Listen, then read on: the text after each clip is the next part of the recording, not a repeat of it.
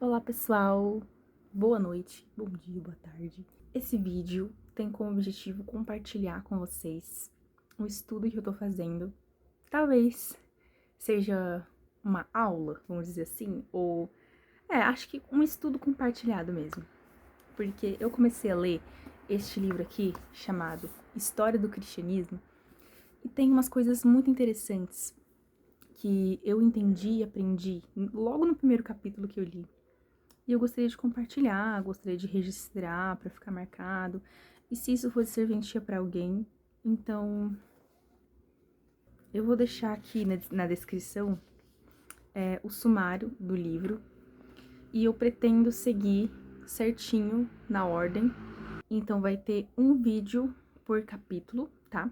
O primeiro capítulo que nós vamos estudar hoje vai ser o capítulo 1, que se chama Sumam com o Rei, o movimento de Jesus. Vou estar colocando algumas imagens aí para vocês estarem entendendo os períodos. E esse período aí que nós vamos abordar hoje, de 0 a 100 depois de Cristo, desde que Jesus nasceu até o ano 100, é o período que nós chamamos da época dos apóstolos ou a época de Jesus, que foi a época que os apóstolos e Jesus viveram, conviveram e tal. Gente, vocês não reparem o jeito que eu falo, pois, eu vou aprendendo. Eu vou compartilhar aqui com vocês os estudos, mais na minha linguagem, do meu jeito. Então, espero que vocês entendam e que sirva de alguma coisa, tá? Então, vamos lá. O movimento de Jesus, ele se inicia com o nascimento de Jesus, Jesus nasce, cresce, vive em comunidade lá na época, como qualquer outro judeu comum da época, tá? Então, para deixar explicado para vocês também, eu vou estar abordando aqui mais a parte histórica da Bíblia, do cristianismo, do que a parte espiritual, mais a parte histórica mesmo, tá? Então, o movimento de Jesus começa com o nascimento de Jesus, ele tem a sua vida comum, como qualquer outro judeu. E aí, aos 30 anos, ele inicia o seu ministério, começa a pregar, começa a ministrar. A religião, cristianismo que surge, ele não tem esse nome ainda, Porque no início, Jesus, ele se destacou apenas como mais um professor que ensinava naquela época a Torá, que eles estudavam bastante a Torá. Na época de Jesus, existiam muitas religiões. Então, Jesus estava inserido nesse meio. Diversas religiões pagãs. Tinha o povo judeu que morava na Palestina, naquela região, mas os judeus eram apenas metade da população. Então, a outra metade eram outras pessoas, outro tipo de povos, Existiam muitas religiões misturadas, religiões pagãs, diversas outras religiões. Jesus, ele inicia nessa época com várias religiões, com várias diversificações, e inclusive dentro dos judeus, do grupo judeu, existiam diversificações na linha de pensamento dos judeus. Os judeus, eles estudavam a Torá, que eles falam que são os 5 primeiros livros da Bíblia. Então, eles estudavam, tinham os livros das tradições, salmos também, os livros do Antigo Testamento, eles estudavam. Então, vamos dizer assim, que de acordo com a interpretação do Antigo Testamento, foi se criando várias ramificações do entendimento de como funcionaria as tradições, a religião judaica, digamos assim. Dentro dos judeus, do judaísmo, existiam facções, digamos assim, que eram as diversas interpretações do Antigo Testamento que as pessoas tinham, e aí aquele grupo se reunia, o pessoal que pensava e interpretava mais ou menos do mesmo jeito, eles se reuniam e formavam um grupo. Então a gente tinha vários grupos com várias interpretações. Tinham 5 movimentos que se destacavam mais, que tinham mais gente que pertenciam a esses movimentos. O primeiro são os fariseus. Os fariseus, eles eram aqueles caras super tradicionais, que davam super ênfase na tradição, na preservação das escrituras. Eles davam bastante ênfase e bastante importância na prática da lei, sabe? No segmento, no cumprimento da lei certinho. Então, eles eram uns caras muito regrados. Eles seguiam, assim, à risca os 10 mandamentos, toda a lei, toda a Torá, a lei de Moisés. Então, eles eram muito rígidos. E isso, esse patriotismo que eles tinham com a terra, com a religião, com a cultura, conquistou o agrado do público. Então, eles passaram a ser mais respeitados por isso. As pessoas que olhavam para eles, mesmo que duvidassem às vezes do ponto de vista, ou talvez não conseguissem seguir esse nível de rigor da lei, admiravam eles. Então, eles passaram a ser respeitados pelas pessoas. E eles eram um dos mais populares, assim, que eram os fariseus. Outra facção deste grupo de facções, nós tínhamos também os saduceus. Esse grupo dos saduceus, eles eram judeus que eram fiéis às leis, fiéis aos mandamentos também, não tão rigorosos quanto os fariseus, mas eles também eram bastante simpatizantes com a cultura greco-romana da época. Então, alguns deles até adotavam nomes gregos, nomes romanos. Então, assim, eles faziam, tipo assim, uma politicagem, sabe? Porque Roma, naquela época, só para dar uma contextualizada, Roma era o governo que dominava os judeus da época, ou seja, os judeus estavam no domínio de Roma, digamos assim. Tipo, Roma tinha conquistado o povo judeu e eles serviam ao povo judeu, digamos assim. Eles estavam no Império Romano, sabe? Abaixo do Império Romano. Então, para eles, o Império Romano era inimigo. Eram os inimigos que conquistaram eles, destruíram a cultura deles, a terra deles. E tinham as resistências, né? Que é justamente isso que a gente tá falando, que são as facções, que ainda tentavam, de alguma forma, manter as tradições, né? Da época de Abraão, de Moisés. E por mais que os gregos tivessem dominado eles ainda buscavam manter isso. Os saduceus, eles faziam as coisas mais pela politicagem. Eles buscavam manter um bom relacionamento com os gregos, por isso alguns deles adotaram a cultura romana, tipo coisa que os fariseus jamais fariam, porque eles realmente dão mais ênfase mesmo na lei, na tradição e desprezam qualquer outra coisa fora disso. E os saduceus já não, eles eram mais adeptos, mais abertos. Mas eles não eram um grupo tão popular assim. Eles não tinham muita influência quanto os fariseus na religião, porque eles eram adeptos da cultura greco-romana, e naquela época, quanto mais você cooperava com os romanos, com os gregos, mais você era considerado um traidor, né, da lei, alguém que se abdicou da sua fé. Muitas pessoas eram desprezadas porque trabalhavam para Roma, porque serviam a Roma de algum jeito, de alguma forma, né? Inclusive, Mateus, que é o autor do Evangelho de Mateus, era um cobrador romano, né? Ele trabalhava para Roma, por isso ele era chamado de traidor. E um terceiro grupo da facção eram os zelotes.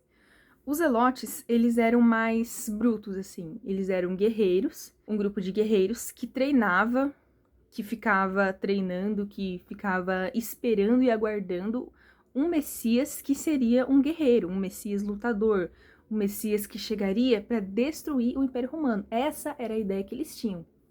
Na verdade, quase todos os grupos e quase todas as facções tinham o mesmo pensamento, de que o Messias, ou Salvador, que significa Messias, o Salvador dos judeus seria alguém que viria para destruir Roma, porque até então, na cabeça deles, o inimigo era Roma. Então, assim, eles ficavam aguardando desde que Roma foi e governou e liderou, se apossou, né, dos judeus. Eles ficaram com essa esperança e tiveram essa interpretação de que o Messias, né, que o Salvador deles, seria alguém que os salvaria de Roma. Então, os zelotes, eles eram mais um grupo que acreditava nisso, só que a reação deles a esse entendimento era do quê? Nós temos que nos preparar, nós temos que nos armar, nós temos que treinar, porque em breve o Messias, o nosso Salvador, ele vai chegar, ele vai vir de algum lugar e ele vai nos liderar em um exército onde nós vamos invadir Roma, nós vamos tomar o império, a gente vai derrubar o imperador, o governador. E essa era a ideia deles. Então eles ficavam treinando e eles ficavam aguardando esse Messias, que na cabeça deles era um guerreiro, um líder, um soldado, né? O quarto grupo da facção, nós temos os essênios. Esse grupo era um pouco menos popular, mas ele ainda era um grupo que tinha uma interpretação também do Antigo Testamento. Então, eles não ligavam muito para o Império de Roma, para Roma em específico, para o governo, não se importavam muito com isso, como, por exemplo, os saduceus, que buscavam fazer aquela politicagem, ou os fariseus, que eram ao extremo, né, tipo, exclusivistas, ou também os zelotes, né, que eram guerreiros armados. Eles não estavam tão, assim, preocupados nesse quesito. Eles acreditavam, sim, na vinda de um Messias, só que eles eram grupos que se retiravam, iam para o deserto, se isolavam e ficavam lá estudando, lendo a palavra, lendo o Antigo Testamento. Eles se isolavam, então, e eles aguardavam e estudavam mais sobre um Messias que eles acreditavam que viria. Então, eles eram um grupo mais de boa, assim, comparado com os outros. Mas que eles estavam ali também, tá? Provavelmente, se eu vivesse nessa época, eu seria desse grupo, tá? E aí, o quinto grupo começa a se aflorar aí no movimento de Jesus. É onde se inicia esse entendimento aí. O judaísmo farisaico, que era um dos fariseus, aqueles rígidos da lei, ele sobreviveu e se transformou no judaísmo rabínico que a gente conhece hoje, né? Que é aquele pessoal que é rígido com a lei e tal. E eles não acreditam mesmo em que Jesus é o Messias, e eles ainda aguardam um Messias que virá salvá-los, tá? Então, Jesus, ele nasce, ele cresce, e o ministério dele aflorece, né? Floresce, aliás. E aí ele começa a ministrar, a pregar, a fazer as suas aparições públicas. E aí ele começa a ganhar popularidade também através dos milagres que ele realizava. E as pessoas testemunhavam esses milagres. E as pessoas começam a achar aquilo muito maravilhoso. E Jesus realizava muitos milagres. E as palavras que ele dizia faziam muito sentido. E ele sempre era muito bíblico, assim, digamos assim, né? Ele é sempre muito embasado no que ele dizia. E sempre fazia muito sentido. E Jesus, ele era muito inteligente, então tudo o que ele falava era pensado. Isso que eu acho muito incrível, porque diversas vezes Jesus era confrontado por esses outros grupos que tinham um pensamento diferente. E ele sempre tinha uma resposta muito boa, uma resposta muito inteligente, que deixava eles sem ter o que fazer, muitas das vezes. Então, Jesus, ele começou a ministrar sobre o reino de Deus, foi uma das principais ministrações que ele teve nas pregações dele sobre o reino de Deus. Então ele falava muito sobre isso. Ele falava sobre a graça, sobre o arrependimento, sobre o batismo, sobre a mensagem de salvação, sobre a redenção, sobre a nova aliança que viria. Jesus chegou para transformar e mostrar, digamos assim, para as outras facções, para as outras linhas de pensamento do Antigo Testamento, que elas estavam em alguns pontos equivocadas, né? Que haviam muitas lacunas que não preenchiam a realidade. Por exemplo, as pessoas serem salvas pelas suas ações, pelas suas atitudes, pelo quão perfeitas elas eram nas suas execuções da lei, sabe? Então era muito medido isso, sabe? Na verdade, Jesus veio para trazer uma coisa totalmente nova. Ele trouxe uma mensagem nova, que para muitas pessoas soou de uma maneira diferente, soou de uma maneira, para algumas, tranquilizadora, para algumas desesperadora, mas principalmente para os fariseus, eles não gostaram nada disso, porque era exatamente o contrário do que eles faziam. Jesus estava falando que pela graça vocês serão salvos, né? E aí confrontava as atitudes dos fariseus, que eram totalmente hipócritas. Então eles eram tão rigorosos ao seguir a lei, ao frequentar o templo, ao ler e ao estudar, né, a palavra, mas muitas vezes eles renegavam ajuda, sabe? Então, assim, eles eram inconstantes com muitas outras coisas e deixava a desejar realmente na atitude deles. Muitos deles eram corruptos, tá? Muitos eram simpatizantes em segredo com Roma, Então, eles julgavam tanto os saduceus, que eram mais simpatizantes, assim, mas muitos deles por trás dos panos também eram. Então, assim, era uma corrupção, era uma história era uma performance, digamos assim. Eles faziam uma performance, e para as pessoas aquilo era perfeito, aquilo era admirável. Eles eram as pessoas exemplo a serem seguidos. Mas Jesus, ele conhecia o coração real deles. Ele conhecia o interior daqueles homens. Então, é isso que ele confrontava. E é óbvio que eles não iam achar bom isso. Então, aos poucos, Jesus foi ministrando, foi pregando. Com essa revolta, os fariseus se uniram com os saduceus, embora eles não se gostassem, mas por uma causa maior, digamos assim, eles se juntaram e decidiram, né, acabar com Jesus. Denunciaram ele para Roma, disseram que ele era perigoso, que ele era um blasfemo. Então, eles fizeram a cabeça ali do povo para apontar que Jesus era um cara que deveria ser preso. Então, eles se juntaram, armaram para Jesus e aproveitaram uma brecha no próprio grupo de discípulos de Jesus para pegar ele no momento certo, aonde ele estaria, porque Jesus, como ele era itinerante, então ninguém sabia exatamente onde ele estava, em que casa ele ia se hospedar, aonde seria o próximo local que ele ia ministrar, a não ser os seus discípulos, né, que sabiam em detalhes. Foi aí que Judas Iscariotes traiu Jesus, como todos nós sabemos, por 30 moedas de prata. E Jesus foi entregue à morte, ele foi levado, e aí tinha um costume, né, da tradição da época, que um prisioneiro fosse solto perto da Páscoa. Era uma tradição. Eles tinham um prisioneiro para ser solto, o nome dele era Barrabás. E Pilatos perguntou para a multidão quem eles queriam que fosse solto naquela ocasião, e eles escolheram Barrabás. Então Jesus foi crucificado. Na mesma cruz que Barrabás seria crucificado, Jesus foi crucificado. Inclusive, a cruz que ele foi crucificado era maior, né, do que ele, porque era feito para Barrabás, que tinha outras medidas. Então, foi mais doloroso ainda ele ficar pregado numa cruz que era maior do que ele. Só um detalhe aí, uma curiosidade que eu lembrei agora.